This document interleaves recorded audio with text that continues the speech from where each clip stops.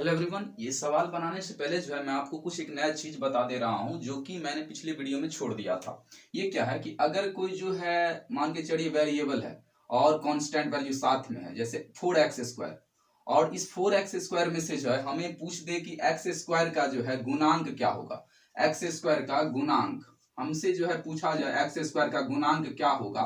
English में से हम कहते हैं कोफिशिएंट। तो बहुत ही सिंपल है, जिसका गुणांक पूछा जाता है उसके बैक साइड में जो नंबर रहता है वही उसका गुणांक होता है चिन्ह के साथ। यहाँ पे 4 जो है पॉजिटिव है तो 4 हो जाएगा।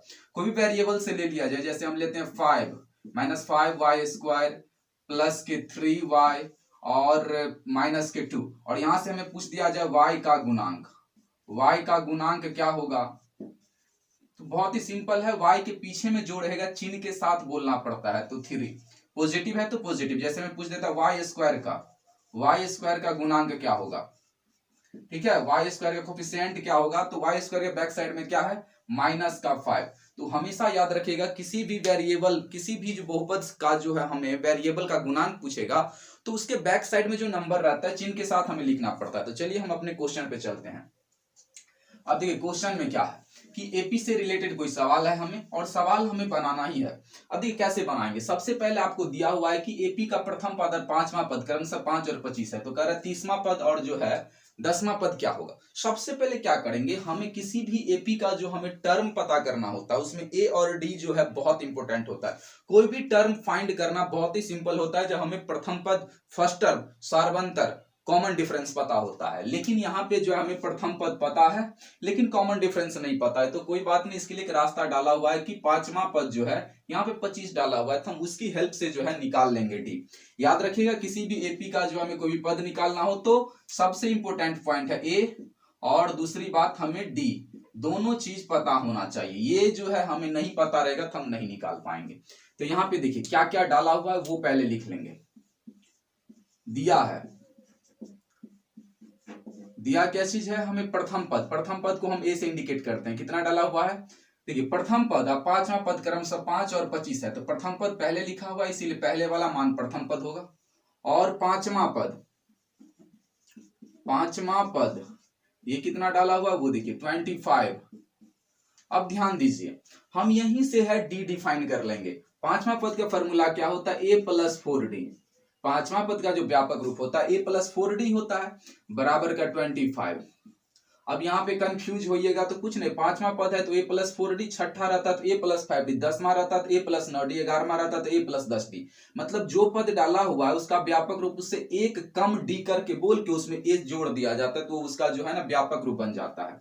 जैसे पूछता तीसरा पद का क्या होगा, तो ए प्लस 2डी। ठीक है, 11वां का क्या होता है, ए प्लस 10डी। ठीक है, तो ये जो है फॉर्मूला याद हो जाता है जब आप बार बार बनाइएगा तब। अब देखिए आप ए का वैल्यू पता है 5, तो 5 रखेंगे, प्लस का 4डी ऐसे ही रहेगा, हमें डी निकालना है 25। अब ध्यान दीजिए 4डी 25, और ये जो है प्लस में तो सट जाएगा तो क्या होगा, माइनस में यहाँ पे आ जाएगा। तो 4डी बराबर कितना हो गया 20।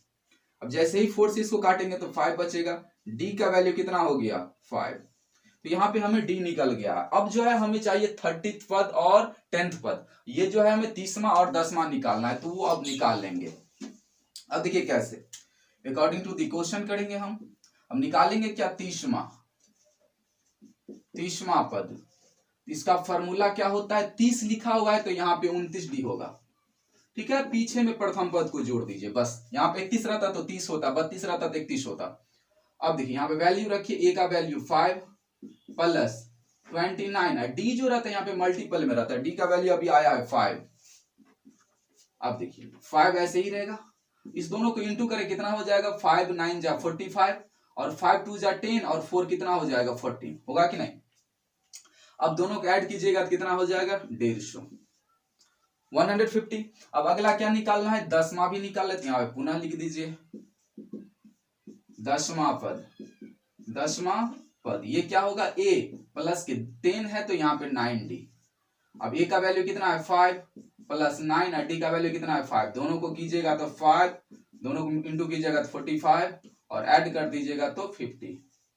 तो ये आपका कंप्लीट है। एपी का ऐसा सवाल जब भी देगा और डी गायब कर दे या प्रथम पद ही गायब कर दे, डी रहता पता, तो हम इसी तरीका से जो है जो हमें टर्म दिया रहता उससे हम जो है ए निकाल लेते। इसमें डी नहीं था तो हमने डी निकाल लिया ए का वैल्यू पुट करके।